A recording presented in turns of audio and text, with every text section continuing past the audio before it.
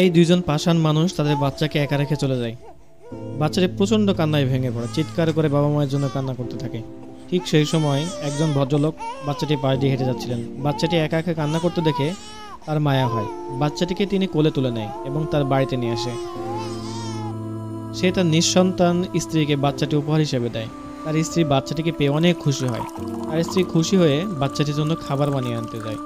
বাচ্চাটি খুব ক্ষুধার্ত থাকায় তাকে খাবার বানিয়ে এনে পেট ভরে খাবার খাওয়ায়। এইভাবে 5টি বছর কেটে যায়। এখন আমরা দেখতে পাই বাচ্চাটি একটু বড় হয়েছে। তারপর আরও 15টি বছর কেটে যায়। ছেলেটি এখন অনেক বড় হয়ে গেছে। সে তার পরিবারকে নিয়ে অনেক খুশি। পাশাপাশি সে অনেক ভালো ছবি আঁকতে পারে। সে তার ছবি অঙ্কন প্রতিযোগিতায় প্রথম স্থান অধিকার করে।